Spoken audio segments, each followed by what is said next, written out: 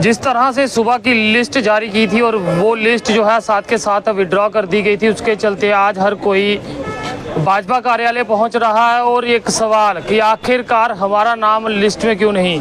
क्या नाम है सर आपका? मेरा नाम शाहजाद अहमद खान है। मैं बीजेपी का सीनियर लीडर हूँ। मैं डिस्ट्रिक्ट पुंछ से हूँ और वैली कंस्टिट्यूंसी मेरी है। मैं कितने सालों से जुड़े हुए इस पार्टी के? सर मैंने 2018 में जब भारतीय जनता पार्टी का और बीजेपी का अकाट था और उस वक्त मैं उस पार्टी को पीडीपी को छोड़ के भारतीय जनता पार्टी में मैं आया था। और अभी जो सुबह की लिस्ट देखी गई उसमें चौधरी अब्दुल गनी का नाम सामने आया, वो यही- कब से है पार्टी में? मुझे नहीं लगता, मैं सकता हूँ वो जन्म से होगा, क्योंकि ऐसे लोग जो पैराशूट से आते हैं, ये मुझे नहीं समझ आती है कि ये पार्टी की कौन सी राजनीति है। मैंने इस वक्त तक पार्टी के अंदर बहुत बड़ा काम किया और जिस वक्त मैंने पार्टी को ज्वाइन किया था उस वक्त लोग मुझे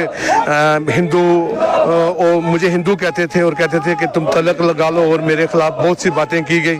आज मेरा वोटर जो है वो मेरे साथ है, पार्टी मेरे साथ। मुझे लगता है कि पार्टी अब इंसाफ करेगी, क्योंकि मुझे तो यहाँ तक लगा है कि पार्टी वालों ने मेरा नाम तक जो है वो दिल्ली तक नहीं भेजा है। मैं पार्टी से ये कहता हूँ कि आप पुंछ के अंदर जाएं और बाकायदा तौर पर पार्टी जो है ग्राउंड लेवल पे जाके बात करे और देखे कि और एजेंसियों से रिपोर्ट मांगे कि कौन आदमी जो है वो भारतीय जनता पार्टी की सीट जो है वहाँ से निकाल सकता है। जो आदमी पार्टी के अंदर था ही नहीं, जिस आदमी ने पार्टी के लिए कोई काम ही नहीं किया, अगर पार्टी इस तरीके से इस पार्टी की राजनीति है। मुझे अभी दिल्ली से फ़ोन आया, तरन चुग साहब का फ़ोन है, राम माधव जी का फ़ोन है, और उन्होंने मुझे कहा कि आप वेट कीजिए, इंतज़ार कीजिए, हम अच्छा करेंगे, जो भी होगा फैसला। ये लिस्ट किसे पूछ के बनाई गई?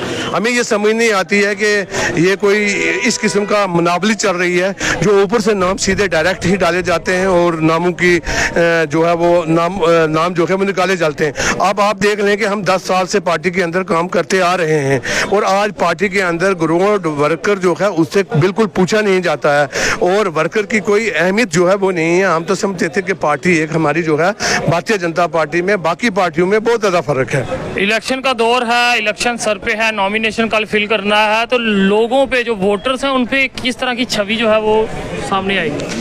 देखो, हमारा जो पुंछ का वो सेकंड फेज है, हमें सेकंड फेज है, तो हमें ये यकीन है कि हमारी लिस्ट को जो है अभी तक लोगों पे क्या असर किया होगा? वोटर जो इस समय आपका ये माहौल देख रही होगी कि हर कोई इस समय यहाँ कार्यालय में पहुंचा, वोटर्स पे कितना असर पड़ता है? मैं तो ये कहता हूँ कि वोटर पे बहुत बड़ा असर है, लेकिन मुझे ये यकीन है कि भारतीय जनता पार्टी जनाब अमित शाह साहब और उसके बाद हमारे जो पार्टी के जनरल सेक्रेटरी हैं तरन चुग जी, और उसके अलावा पुंछ में अपना जम्मू में इंचार्ज बनाया गया है राम माधव जी को और अमित शाह साहब को और राजनाथ जी, वो इस पे ज़रूर गौर फिक्र करेंगे और हमें यकीन है कि रविंद्र रैना साहब भी हमारी लिस्ट जो है उसको ठीक करवाएंगे। अभी क्या बात हुई रविंद्र रैना से? क्या बात हुई? आज तो मैं रविंद्र रैना साहब से नहीं मिल सका था, लेकिन लिस्ट निकलने से पहले जिस दिन वो दिल्ली में गए थे उन्होंने कहा कि आपका नाम लिस्ट में गया हुआ है और हमने लिस्ट में भेजा हुआ है। और आप जब भी देखते हैं तो लिस्ट में तो हमारा नाम लिया जाता है, शाहजाद खान पुंछ से, रफीक चिश्ती पुंछ से,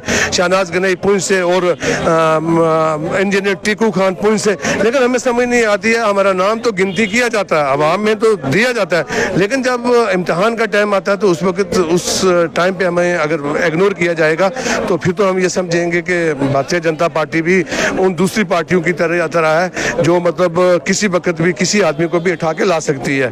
तो मैं ये समझता हूँ कि पार्टी अगर पुंछ के अंदर इंसाफ करेगी, मुझे मैंडेट देगी, मेरी आवाम, मेरे लोग उसमें हिंदू मुस्लिम सिख जितने भी लोग हैं वो सारे के सारे लोग जो हैं पार्टी के साथ हैं और पार्टी को अगर बचाना है, पुंछ के अंदर कमल के फूल को अगर खिलाना है, क्योंकि 16 तारीख को भी मेरे घर पे एक बहुत बड़ी मीटिंग हुई थी जो कि मतलब बहुत बड़ी मीटिंग थी जिसमें लोगों ने पार्टी को बिल्कुल आड़े हाथों लेते हुए कह दिया कि अगर आपने पुंछ के अंदर कमल के फूल को बचाना है तो आपको इस टिकट पे गौर व फिक्र करनी होगी। चलिए जी, पहली लिस्ट तो विड्रॉ कर दी है, सपोज कीजिए दूसरी लिस्ट में भी आपका नाम नहीं हो होता फिर?